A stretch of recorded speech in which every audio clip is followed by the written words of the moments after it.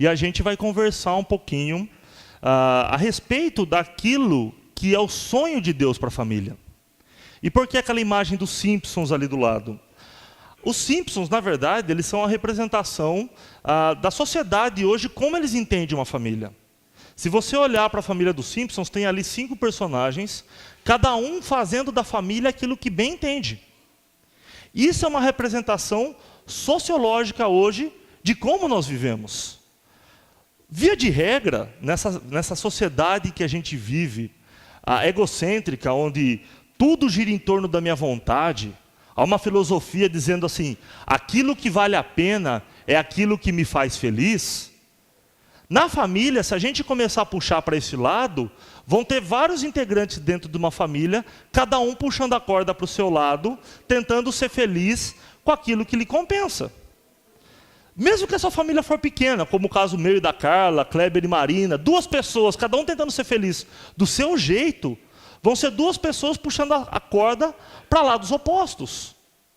Por isso que o tema desse mês que a gente vai tentar conversar um pouquinho, não é a família do jeito que eu sempre quis. Por isso que o eu está arriscado.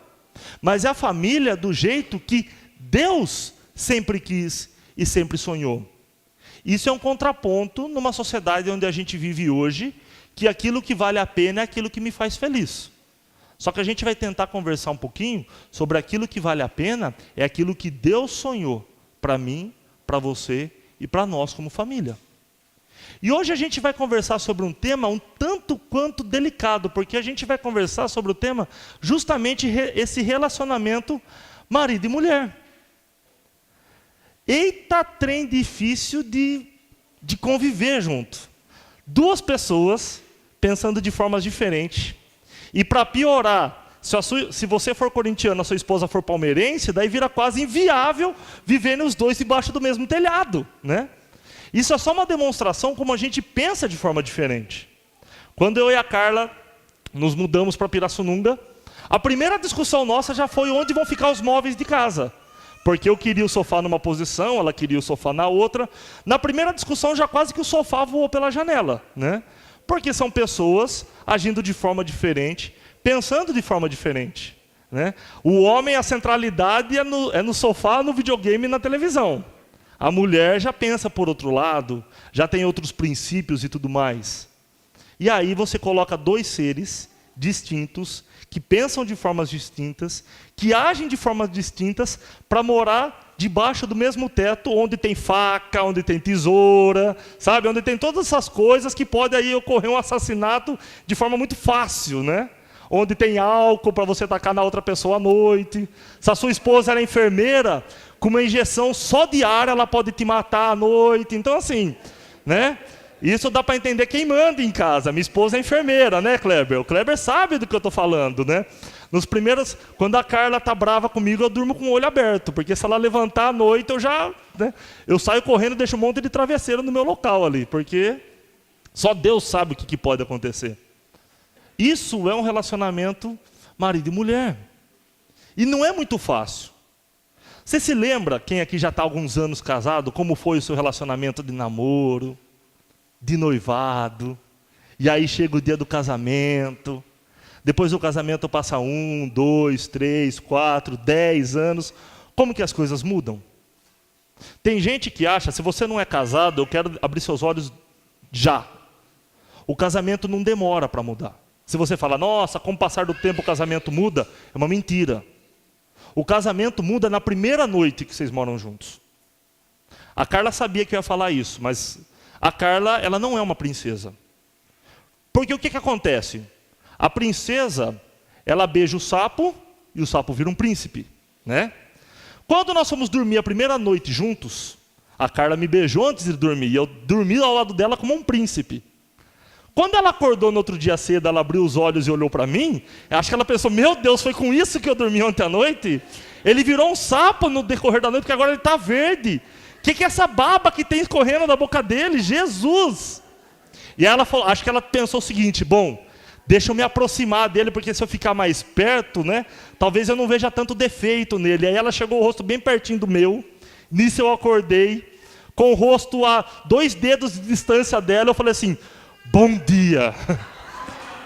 Aí ela chegou à conclusão, bom, ele não virou um sapo, mas ele comeu um sapo essa noite, não é possível. O casamento, ele já muda na primeira noite. Já tem uma transformação. Se você não é casado, não ache que a sua esposa vai mudar, ou seu marido vai mudar depois de um ano de casado. Mas não, na primeira noite. E a recíproca é verdadeira. Onde estava aquela mulher cheia de maquiagem que foi dormir comigo ontem à noite? Está parecendo uma coruja com uma olheira desse tamanho. As coisas mudam. E isso é bíblico. Quando a gente olha para a Bíblia, a gente vê o primeiro casamento sendo transformado. Gênesis capítulo 2, no versículo 23 e o versículo 24, Adão está apaixonado, viu Eva pela primeira vez, Deus acabou de tirar a costela dele, ele acordou, viu aquela mulher, né? Então o homem disse, agora sim, esta é carne da minha carne, ossos dos meus ossos. Ela será chamada de mulher, porque Deus tirou do homem. E por isso o homem deixa seu pai e sua mãe para se unir com a sua mulher, e os dois se tornam uma só pessoa. Dá uma olhada para a exclamação de Adão quando ele vê Eva. Ah, agora sim, né? Eita, todo animal tem uma fêmea, agora eu tenho a minha. Osso dos meus ossos, carne da minha carne. E aí o que acontece? O tempo passa, entra o pecado na vida do homem. Aí no capítulo 3, no versículo 12, quando Deus vai falar para Adão, você comeu da árvore do fruto que eu falei para não comer? Qual a resposta dele? Aquela mulher que tu me deste como companheira, essa me deu o fruto que eu comi. Observe a diferença. Antes era osso dos meus ossos, carne da minha carne. E agora o que é? Aquela mulher que o Senhor me deste, ela que me deu do fruto. Percebam a diferença que Adão trata a Eva depois do pecado. Isso nos mostra que depois que o pecado entrou no mundo, você viver com outra pessoa é quase que humanamente impossível. É quase que assim, em métodos humanos, filosofia humana, vai ser inviável. Porque nós somos pecadores, e em primeira instância, quando você viu a sua esposa, eu tenho certeza que você olhou para ela e falou, hã? Todo homem ele tem meio que um indício de ser rã. Ele vê a esposa, ele vê a mulher e fala, essa, pode deixar. Depois de um tempo, você casou, você olha para essa, você acorda do lado dela e você fala, muda, né? E isso é humano. A Bíblia nos mostra isso, que o pecado acaba degenerando a gente, inclusive o relacionamento. E aí eu pergunto, como então cumprir aquela promessa que a gente fez um dia, tão apaixonado, quase cego de amor, dizendo, até que a morte nos separe? E aí, eu quero analisar biblicamente e extrair 2 princípios para as nossas vidas, princípios bíblicos, para a gente tentar caminhar um pouquinho, mesmo depois de você ter beijado o seu príncipe na noite anterior e ele ter virado um sapo no dia seguinte. Como que a gente faz para isso não ser o principal? Eu quero olhar para a Bíblia e extrair talvez 2 princípios, simples, mas meio complicados de botar em prática. Gênesis capítulo 2, versículo 24. Princípio cristão para o casamento, daquilo que Deus sonha para cada um de nós. E por isso, o homem deixa o seu pai e a sua mãe para se unir com sua mulher. E os dois se tornam uma só pessoa. A história conta que Deus extraiu do homem a costela, parte do homem foi tirada. Com essa parte do homem que foi tirada, Deus fez uma mulher. Então a gente entende que o homem já não é mais completo, falta-lhe algo que foi tirado. E a Bíblia está dizendo assim, olha, algo do homem foi tirado, foi extraído para se fazer uma mulher. Depois de um tempo, o homem tem que se ajuntar novamente com essa mulher, para ele ser completo. Para isso ele deixa o homem, seu pai e a sua mãe, e os dois se tornam uma só pessoa. Isso não foi instituído por mim, não foi uma ideia minha, não foi uma ideia sua. Essa ideia que hoje é tida como absurda, chamada de casamento, foi instituída por Deus. Isso primeiro princípio que a gente tem que olhar quando a gente vai conversar de casamento, a primeira parte dessa aliança, a gente tem que entender que casamento, ela não é movido pelo amor.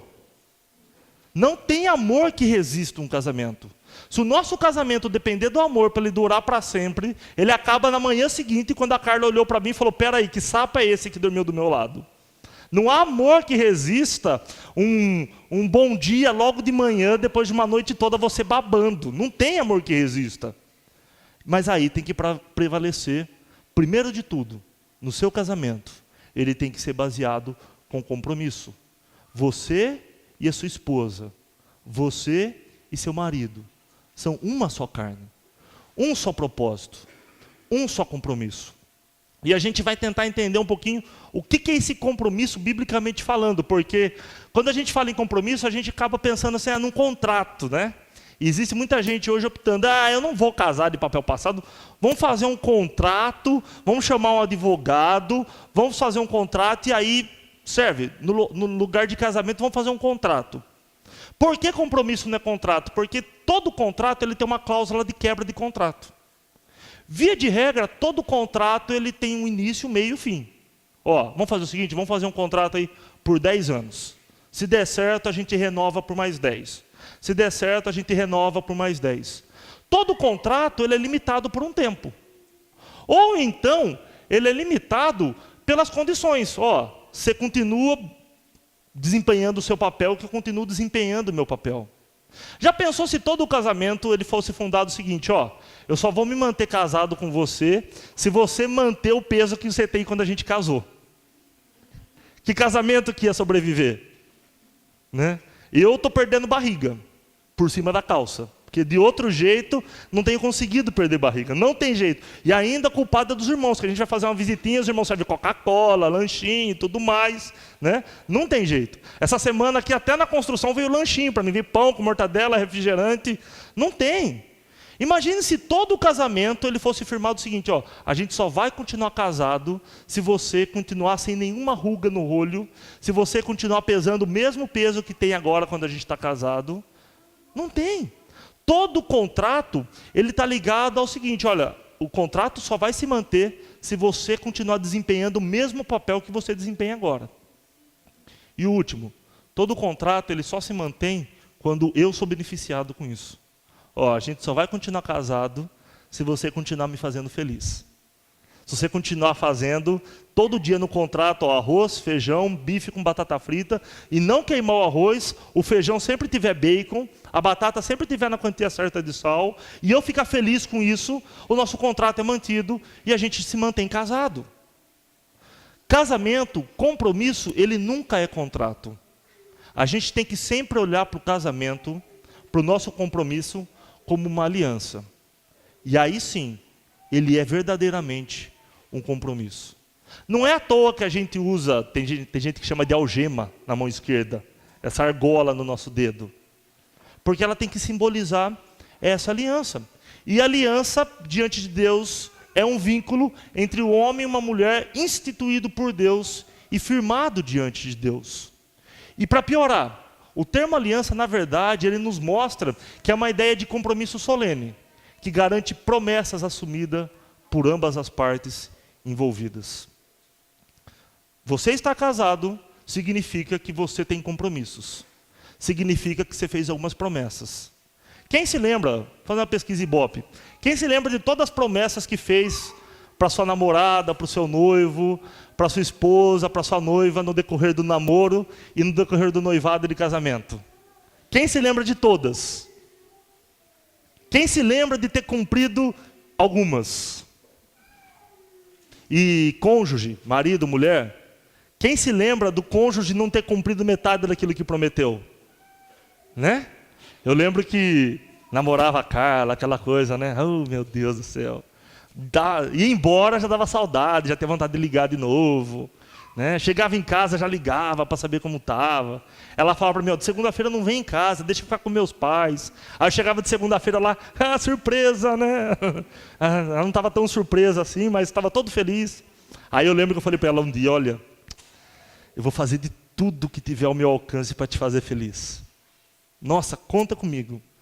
Só não peça, agora que a gente está casado, né? Só não peça num dia de frio para eu sair debaixo da coberta e buscar água para você, porque nem tudo eu vou te fazer nem tudo eu vou fazer para te fazer feliz.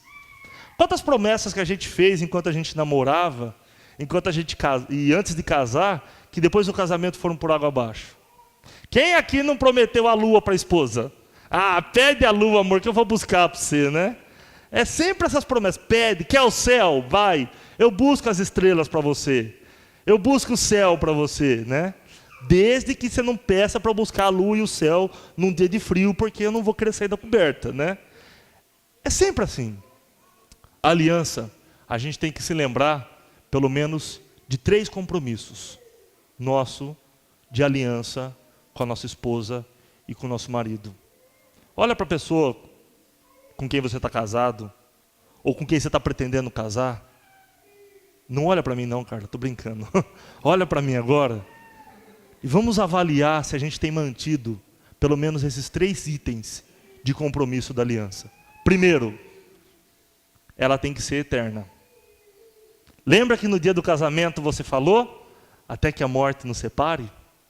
Conta a história uma vez, que um rapaz chegou para o pastor e falou assim: pastor, eu não aguento mais a minha esposa, meu casamento está fadado ao fracasso, ela não faz nada que eu falo para ela fazer, ela faz tudo errado, eu não aguento mais, pastor, eu quero me divorciar.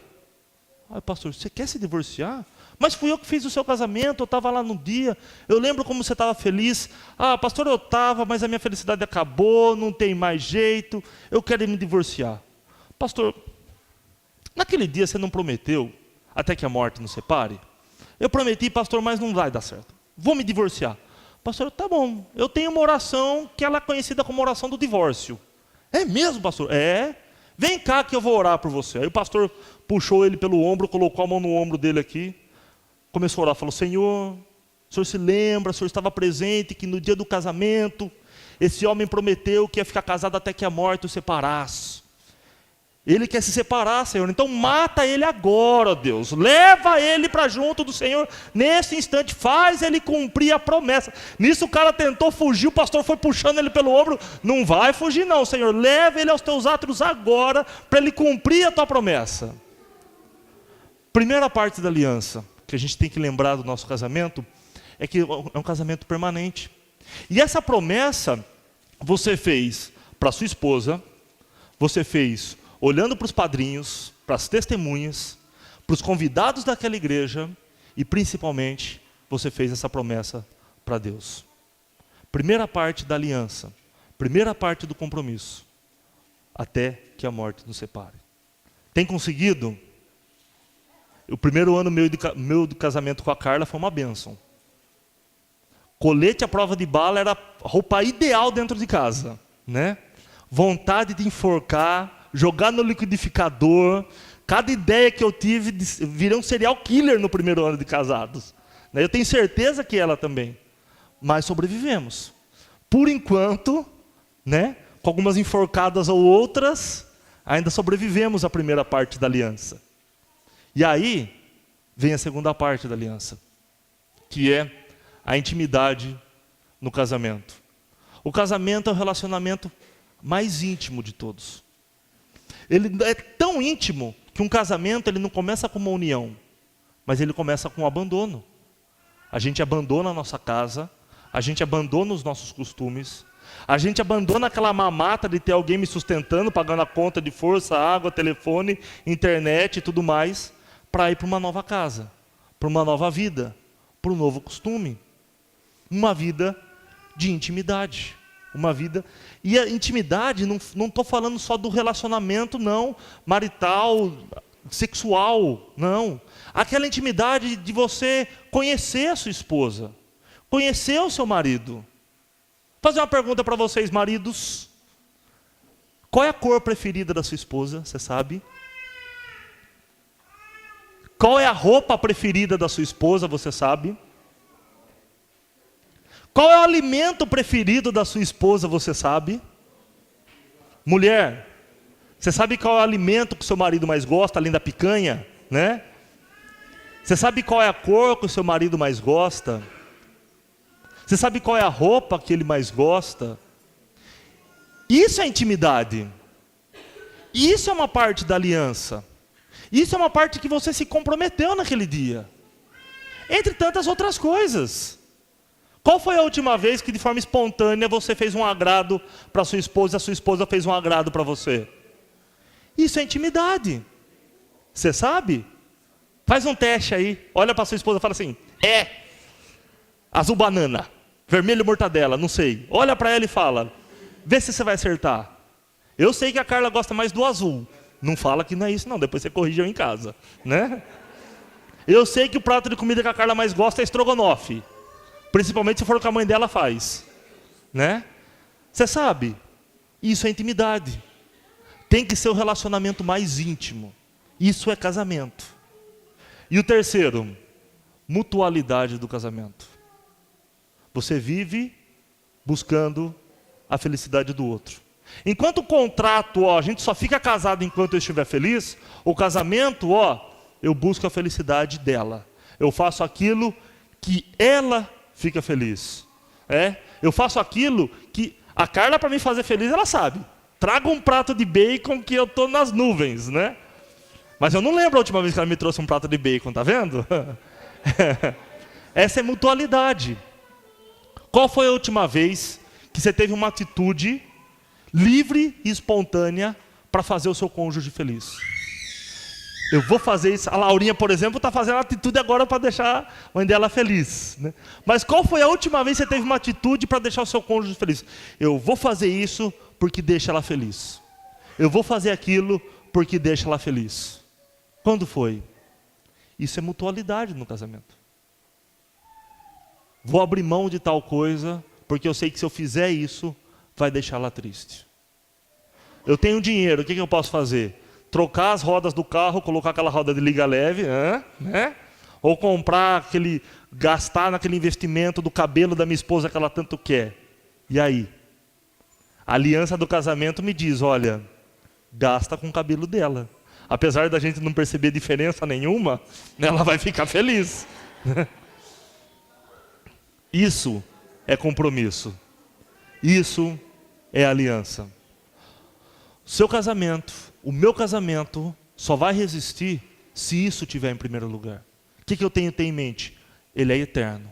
Ele não pode ter um prazo de validade. Ele é íntimo. Tem que ser eu e minha esposa. Ela e eu. E eu tem que ser mútuo. Eu tenho que viver para ela e ela tem que viver para mim. Isso é a primeira parte da aliança. Só que o seguinte, se for só isso, eu viro quase que um robô programado para fazer. Mas a aliança ela tem que ser completa. E esse compromisso, ele tem que ter um tempero. E esse tempero, ele é chamado de amor. É isso mesmo. O mais importante no casamento é o compromisso. Depois é o amor. O casamento resiste por causa do compromisso. Depois ele resiste por causa do amor. Entre as promessas que nós fizemos no dia do casamento, nós prometemos amá-la e respeitá-la. Isso é um compromisso. O compromisso de amar. Por isso que compromisso vem antes do que amor. Porque quando não existir mais amor no casamento, tem que existir o compromisso. E aí com o compromisso, o amor pode reviver. Olha o que Paulo fala a respeito do amor. Em 1 Coríntios 13, de 1 a 3. Ele não está falando exatamente de marido e mulher. Mas ele fala a diferença que faz o amor na vida das pessoas. Eu poderia falar todas as línguas que estão faladas na terra e até no céu. Mas se não tivesse amor, as minhas palavras seriam como o som de um gongo ou um barulho de um sino. Poderia ter o dom de anunciar mensagens de Deus, ter todo o conhecimento, entender todos os segredos e ter tanta fé que até poderia tirar as montanhas do seu lugar. Mas se não tivesse amor, eu não seria nada. Poderia dar tudo o que tenho e até mesmo entregar o meu corpo para ser queimado. Mas se não tivesse amor, isso não me adiantaria em nada. Se tiver só compromisso, o casamento resiste, mas ele fica sem graça. Para quem gosta de churrasco como eu, Prepara uma picanha, né? Com aquela 2 dedinhos de gordura. Quem gosta de churrasco sabe do que eu estou falando. Só que não coloca um sal nela para você ver. Não tem sabor. Não tem gosto. Não tem graça. Eu conheço um pastor amigo meu que ele tinha uma peça de picanha na geladeira. Ele guardou aquela peça de picanha com carisma. Um dia, ele recebeu a visita da sogra. Não preciso nem dizer a bênção que foi, né? E aí, como pastor, ele saiu de manhã para a escola dominical. Quando ele voltou na casa dele, a sogra dele tinha feito uma surpresa para ele. Ele gosta muito de comer macarrão em molho com carne. Carne fatiada, em tirinha. Ele começou a comer aquilo e falou, que delícia. A senhora foi comprar carne? Ela falou assim, não. Achei uma peça no freezer, descongelei e fiz no macarrão. Adianta ser a melhor carne do mundo, mas se não for muito bem manuseada? Já pensou? Uma picanha no macarrão? Que desperdício, né? É a mesma coisa ter um compromisso no meu relacionamento sem amor. É um desperdício. O compromisso tem que estar em primeiro lugar. Mas se eu não tiver amor, não vale de nada. A aliança só é completa, compromisso e amor. E eu gostaria de usar 2 frases dessas pessoas, doutores em relacionamento. George, ele diz o seguinte, o casamento, ele não é o resultado do amor, mas ele é a oportunidade de amar.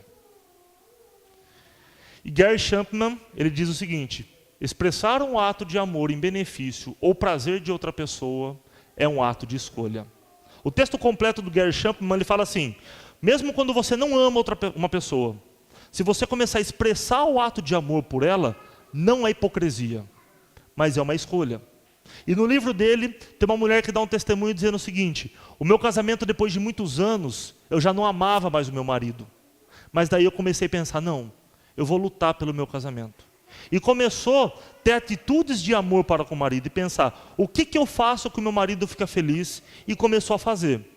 E ela diz que depois de algum tempo, fazendo aquilo e vendo o marido feliz, ela se encontrou mais uma vez amando o marido. Expressar um ato de amor em benefício ou prazer de outra pessoa é um ato de escolha. Biblicamente falando, amor não é sentimento, mas amor é uma atitude. E a gente escolhe ter essa atitude de amor com outras pessoas. Quando foi a última vez que você demonstrou uma atitude de amor para sua esposa? E quando foi a última vez que você demonstrou uma atitude de amor para o seu marido? Quando foi a última vez que você roubou uma rosa do vizinho para levar para sua esposa? Quando foi a última vez que, esposa, você estava passeando no centro, você comprou um pacote de pipoca para o seu marido e levou para ele? São atos de amor. Existe um livro que fala 5 linguagens do amor. Eu já comentei isso aqui na igreja, mas eu queria repassar de novo, porque nós temos que aprender a ter atitudes de amor para com o nosso cônjuge. E aí, as 5 linguagens do amor, ele fala o seguinte, olha, você provavelmente fala uma linguagem de amor diferente da sua esposa. Talvez a atitude para você que seja de amor é diferente para ela. E aí a gente vai ver um pouquinho quais atitudes nós temos tido, quais nós temos faltado, quais talvez nós precisamos aprimorar. Primeiro, você pode demonstrar o seu amor com palavras de afirmação. Qual foi a última vez que, sem a sua esposa perguntar, tá bem essa roupa para mim? Você falou para ela que estava bonita. Nossa, você está bonita hoje. Né, mozão? Você está bonita hoje, viu? Propósito. Eu não falei ainda hoje. Você está bonita, viu? Quando foi a última vez que você falou isso para ela? Mas esposa, os maridos também gostam de receber elogio. Sabe aquela cadeira tudo torta que seu marido tentou arrumar e não ficou boa? Não fala assim para ele, olha que porcaria, estava melhor antes de você pôr a mão, né? Não. Obrigado por ter feito. Não conseguiu, né? Mas obrigado por ter tentado. Palavras de afirmação, né? Maridos, não prove essa comida e fala, da minha mãe é melhor. Não faça isso. Se o seu marido cozinha, a esposa, não faça isso. Da minha mãe é melhor. Lógico, sua mãe cozinha há 50 anos. É lógico que é melhor, né? Mas palavra de afirmação. Qual foi a última vez que você elogiou a sua esposa ou o seu marido ou alguma coisa que eles fizeram? Tem gente que só entende amor quando recebe um elogio. Segunda coisa, qual foi a última vez que você passou uma qualidade, teve um tempo de qualidade com essa pessoa? Hoje em dia existe uma maldição dentro dos lares, duas principais maldições dentro dos lares, chamado televisão e celular. Ou está na frente da televisão, ou está na frente do celular. Não tem jeito. E aí, a esposa está falando com o marido está assim, ó, no canal da televisão. E a esposa, meu bem, o que você acha da gente comprar uma panela nova de pressão e o marido está lá? O que você acha da gente trocar a frigideira e o marido lá? Dali a pouquinho, a esposa olha para o marido, você não está entendendo o que eu estou falando? Tô, você está bonita sim, claro, nossa, eu achei linda essa roupa em você. Ou então o contrário, o marido falando com a esposa e a esposa lá no celular. E aí você está ouvindo o que eu estou falando? Aham. Às vezes é mais fácil falar com a esposa ou com o marido mandando um SMS ou um WhatsApp para ela no celular do que falando pessoalmente. Quando foi a última vez que vocês pararam tudo, desligou a televisão, desligou o celular? Vamos ter um tempo para a gente. Tem vezes que a gente passa a semana inteira com a esposa e com o marido. Chega no final de semana, a esposa chega para uma amiga e fala, menina, essa semana no serviço tive uma briga com uma moça do meu serviço lá. O marido fala, e você nem me conta nada? Às vezes, a esposa procurou o marido e o marido não teve essa qualidade de tempo com a esposa. E às vezes o contrário. O marido procurou a esposa para um momento de conversa, só que a esposa muito atarefadas. E deixa eu dar um parecer aqui. Às vezes qualidade de tempo significa pegar os filhos e deixar um pouquinho com a avó um dia, uma tarde, para ter uma qualidade de tempo juntos. Deixar com os irmãos na igreja. Irmão de igreja é uma beleza para isso. Liga para ele, ó, deixar meu filho uma tarde aí na sua casa, aí, né, que eu vou ter uma qualidade de tempo com a minha esposa. Uma noite de tempo com a minha esposa, uma fugidinha. Isso é qualidade de tempo. E tem gente que só entende amor quando recebe um tempo de qualidade do outro. O terceiro, receber presentes. Eita, quem não gosta de receber presentes? Né? E aí está dizendo, o valor monetário nem sempre é importante. Por que nem sempre é importante? O exemplo que eu falei. Eu estou no centro, eu sei que a Carla gosta de pipoca, eu compro um pacotinho de pipoca e trago para ela num dia qualquer. Pô, é um presente e ela vai ficar feliz. Agora, na semana do aniversário dela, eu coloco o som no carro, né, mudo as rodas, mando lavar o carro, equipo o carro. E para ela dou outro pacotinho de pipoca. Né? Aí o valor monetário tem importância. Né? Mas, via de regra, o valor monetário não tem importância. Qual foi a última vez que você comprou um presente de R$ 1,99 para o seu cônjuge? Calma, Deus revelou.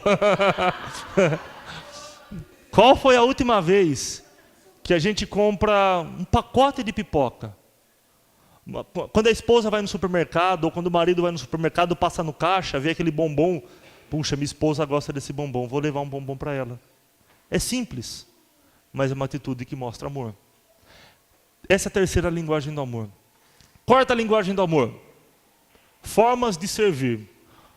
Quando o cônjuge faz aquilo que a outra pessoa aprecia. E aí homens e mulheres agem de forma muito diferente. Não é uma regra, tá? Mas via de regra, mulheres que gostam dessa forma de agir, quando o homem compartilha o agir dela, quando o marido ajuda, via de regra, nos cuidados do lar, nos cuidados domésticos. Quando o marido, via de regra, ajuda a cuidar das crianças.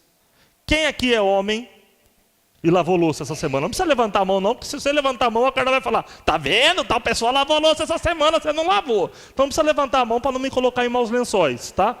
Mas, você já percebeu que a sua mão não cai quando você lava a louça? Por mais que a gente tenha medo que isso aconteça, a nossa mão não cai quando a gente lava a louça. Quando foi a última vez que você lavou uma louça para sua esposa sem ela pedir? Né? Quando foi? Que você botou o lixo na rua sem ela pedir? Pelo menos se ela pedir 3 vezes. Né? Tem um quadro na internet que diz o seguinte, quando você pede alguma coisa para o homem, ele vai fazer. Não precisa ficar lembrando de 6 em 6 meses. Ele vai fazer algum dia. Né? Quando foi a última vez que nós fizemos alguma coisa sem a minha esposa pedir ou na primeira vez que ela comentou? Né? Né? Quando foi? Né? É soluço. Vamos curar o soluço de todo mundo aqui. Semana que vem todo mundo traz um copo d'água, por favor. Né? Assim são as mulheres. Já os homens, eles gostam um pouco de ser mais paparicado.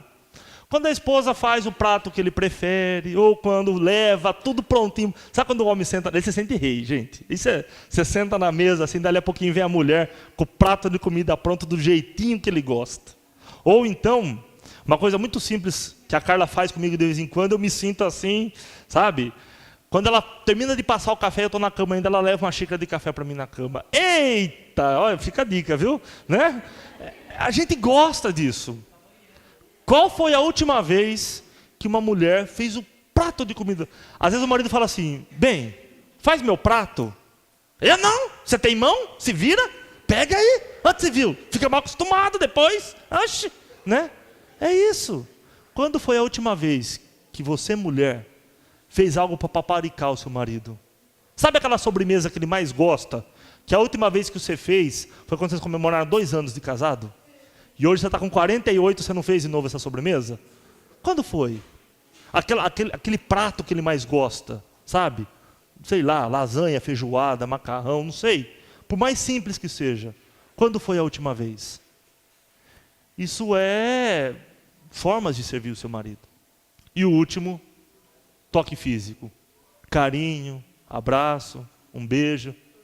Quando foi a última vez que de forma espontânea, sem pensar num final feliz, você chegou na sua esposa e começou a fazer um carinho? Porque homem, via de regra, né, começa a fazer carinho e já está com o pensamento lá na frente. Mas não. Quando foi a última vez que você falou, não, eu vou fazer só um carinho. Só vou passar a mão no cabelo. Só vou acariciar o rosto. E a esposa a mesma coisa. Quando foi a última vez que você fez um carinho sem pensar naquele batom da Avon que você queria comprar no dia seguinte? Né? Se a gente não tomar cuidado, a gente toma uma atitude pensando naquilo que eu vou me beneficiar com isso. Não. Lembra da parte da aliança? A mutualidade. Eu vivo para fazer o outro feliz. Via de regra, o seu marido ou a sua esposa prefere um desses 5 itens das 5 linguagens do amor. Você sabe me dizer, desses 5 itens, qual que a sua esposa mais gosta? Você sabe me dizer desses 5 itens, qual desses 5 itens o seu marido mais gosta? Se você disser para mim, pastor, a minha esposa gosta dos 5, você vem aqui na frente e a gente vai orar pela sua vida, interceder por você que você está perdido, tá? Mas, olha para ela agora e fala assim, você gosta de tal. E vê a expressão no rosto dela, se ela vai concordar com isso. Se ela disser não, tá faltando aquela parte da aliança da intimidade. Olha para ela agora, pergunta para ela, você gosta mais desse? Ou você gosta mais do outro? E faz a mesma coisa. Pergunta para o seu marido, você gosta mais desse? Se ele falar não, está faltando a parte da aliança da intimidade. Amor não é um sentimento, é uma atitude. Quanto tempo faz que você não toma nenhuma dessas 5 atitudes com a sua esposa? Principalmente, talvez até hoje você não descobriu que ela prefere uma dessas 5. Talvez você nunca fez uma dessas 5 para ela. Quanto tempo faz? Esposa, que você não toma uma dessas 5 atitudes com seu marido. Não adianta ter compromisso se não tiver amor. Vira um compromisso sem sabor e sem tempero. 2 princípios para o nosso casamento ter um final feliz. Viver até que a morte nos separe. Primeiro de tudo, você tem que ter um compromisso com essa pessoa. Segundo, tempere esse compromisso com amor. E amor de atitudes. Adianta eu chegar aqui para vocês e falar assim para todo mundo, gente, eu amo a Carla. E eu amo mesmo. Mas a gente chegar ali em casa, eu faço dela a minha empregada, a minha escrava, e eu faço que ela faça todos os meus desejos. E eu não faço nenhum dela. Isso não é amor. Isso é hipocrisia. Adianta eu falar para vocês, eu me comprometo com a minha esposa. Só que eu saio daqui, a primeira moça que passa na rua, eu dou aquela segunda olhada. Viro o meu pescoço.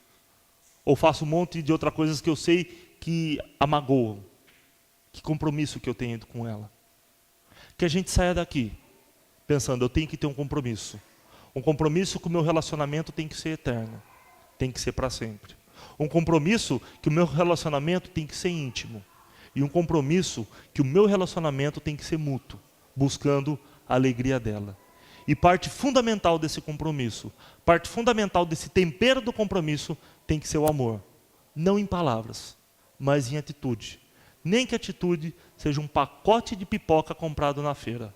Mas isso tem que demonstrar o meu amor por ela e o amor dela por mim. Que a gente saia daqui hoje e tente viver esse compromisso temperado com amor. Aí sim, eu vou viver para ela e ela vai viver para mim. Aí sim, você vai poder viver para sua esposa e a esposa viver para o seu marido. Sinta-se desafiado a descobrir essa semana ainda qual das 5 linguagens do amor a sua esposa mais gosta. Qual das 5 linguagens do amor o seu marido mais gosta. E faça essas 5 linguagens de propósito na vida dela, mostrando, olha, eu te amo. Não seja como esse personagem chamado Homer Simpson, que tudo que ele faz é para a alegria dele. Qual o compromisso que o Homer tem? Ir no bar todo dia tomar uma cerveja. Buscar a alegria dele e a satisfação dele. Buscar aquilo que traz prazer para ele e para a alegria dele. A esposa dele só para cozinhar e só para deitar com ele à noite na cama. Isso não é amor. Isso não é compromisso. Isso não é viver para ela e não é ela viver para mim. Você saia daqui essa semana. Valorize o seu compromisso com a sua esposa. Valorize o compromisso com o seu marido. E descubra o que nele faz ele feliz e o que nela faz ela feliz. E faça isso de propósito. Mostre e demonstre o seu amor para ela. Amém? Vamos fechar os nossos olhos, vamos abaixar nossa cabeça, vamos conversar com Deus, pedindo que Ele assim nos oriente. Antes que eu comece a orar, eu quero convidar você a ter um instante de oração silenciosa. Queria convidar você a ter um tempo de conversa com Deus, porque talvez quando a gente começa a falar sobre relacionamento marido e mulher, você começa a pensar, puxa vida, às vezes eu estou muito distante disso. Estou muito distante do compromisso de verdade, estou muito distante do amor de verdade. Peça que Deus te oriente. Peça que Deus te ensine a viver um relacionamento que vem acima de tudo, cumprir o teu compromisso com Deus e cumprir o teu compromisso com o teu cônjuge.